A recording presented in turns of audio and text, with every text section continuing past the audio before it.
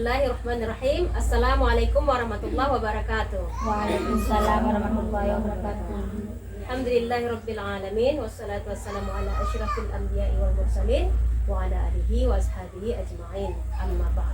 Puji syukur kehadiran Allah, kemudian selawat beriring salam semoga Allah sampaikan ke pangkuan Nabi besar Muhammad SAW. Ibu-ibu sekalian, apa kabar hari ini? Baik Bu, alhamdulillah sehat. Alhamdulillah.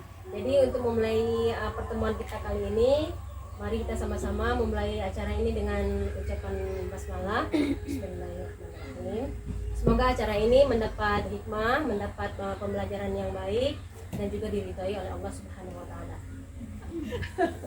Jadi ini berdiri ya. Iya Bu. Baik ibu-ibu sekalian, di sini kita lihat dulu ada gambar pohon ya Bu ya.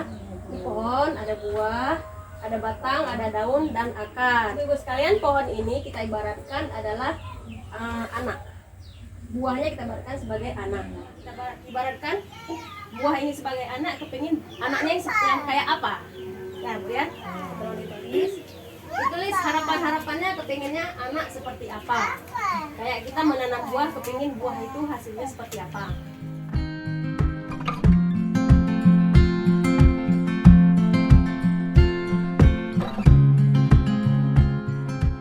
Kak Ti, apa harapannya? Harapannya semoga anak saya menjadi anak yang soleh dan soleha, berguna bagi bangsa dan negaranya. Iya. Amin. Kak Seni, silakan. Apa harapan? Kak Seni ya. Jadi anak yang soleh, berbakti pada orang tua. Ya, berbakti pada orang tua ya. Sudah siap? Siap. Baik. Kalau tadi harapan, sekarang usaha. Usaha letaknya di akar. Saya bantu tempel ya ibu-ibu.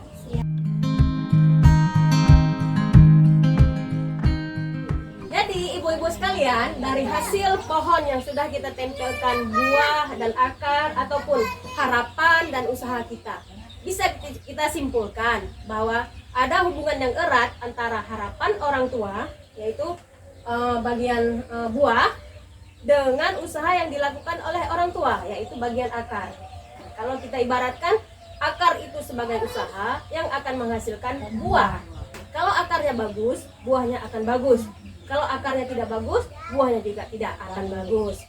Kemudian mendukung pertumbuhan dan perkembangan anak untuk mencegah anak menjadi stunting sehingga dapat berprestasi. Nah, itu bisa kita lakukan dengan stimulasi baik 1000 hari kelahiran pertama, yaitu 0 sampai 2 tahun. Nah, itu masa emas ya. Kemudian 2 sampai 6 tahun, itu kita lanjutkan terus dengan stimulasi selanjutnya agar anak tumbuh optimal. Baik, selanjutnya ibu-ibu, saya ingin bertanya, apakah ibu-ibu pernah mendengar kata-kata stunting? Pernah. Coba, Kanti, apa itu stunting? Stunting itu tinggi badan yang tidak sesuai dengan berat badan. Ya. Ya. Dan usia, ya, jawabannya bagus. Kak Yanti? Ini umurnya nggak sesuai Dengan berat badan dan berat. Ya, oke, baik kan? Ini anak umur 1 tahun dengan tinggi 100 cm. Ini juga 1 tahun, tapi tingginya cuma 90 atau 85. Nah, jadi perbedaan ini umurnya sama antara si A dengan si B. Di umur yang sama-sama 1 tahun, tapi tinggi badannya tidak sama.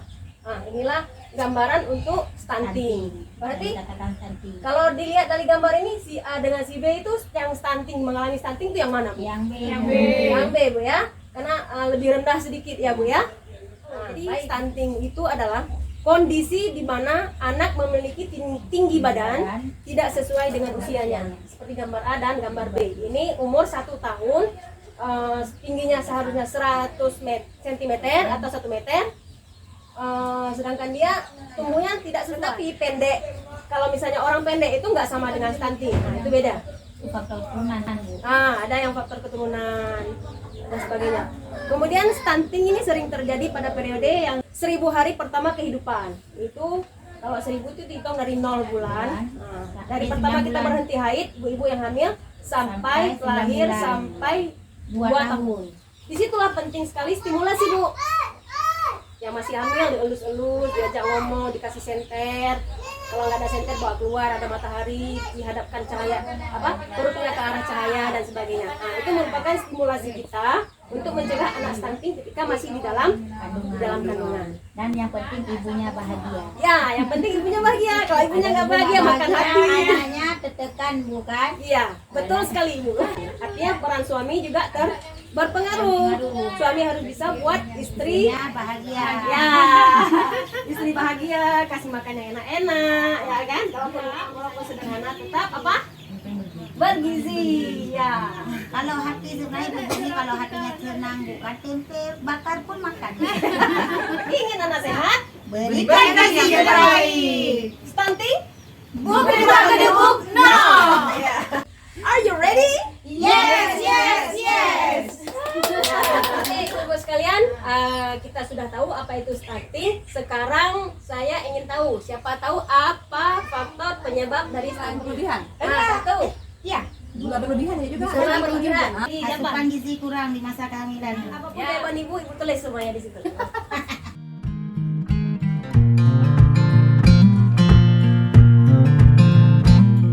Ibu-ibu di sini lebih banyak yang langsung ya, yang penyebab langsung.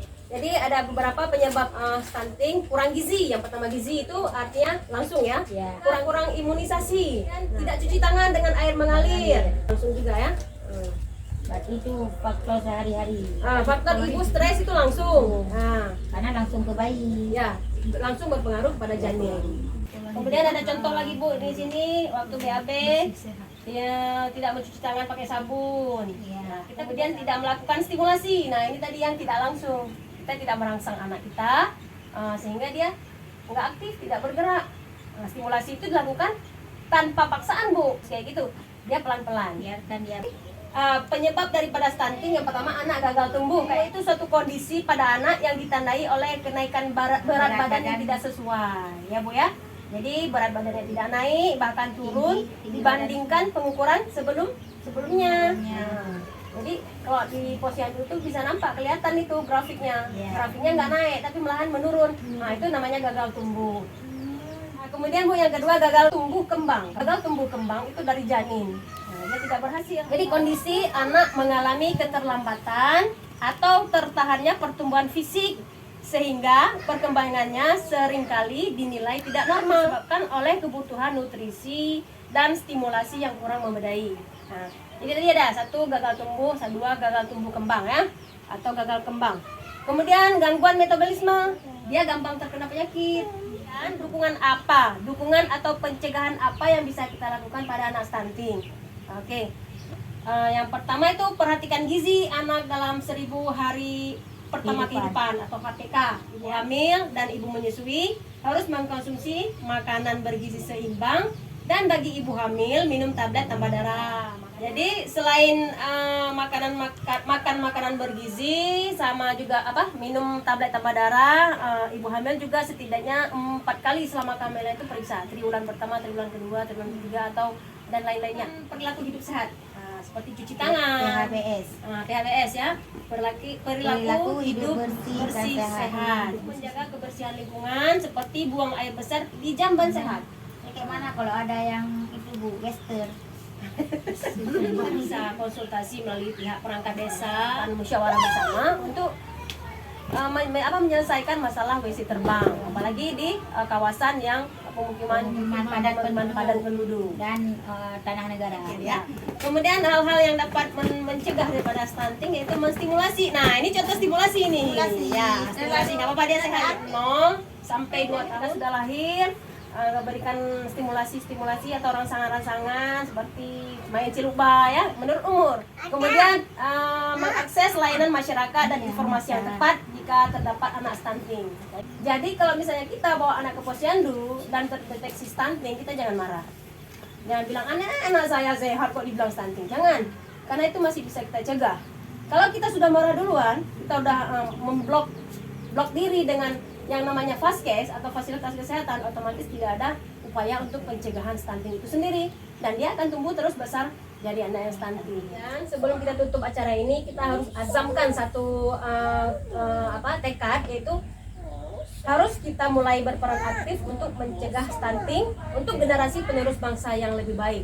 Dan pertemuan kita di P2K2 kali ini, terima kasih atas kehadiran dan aktifnya Wabillahi taufiq wal hidayah. Assalamualaikum warahmatullahi wabarakatuh.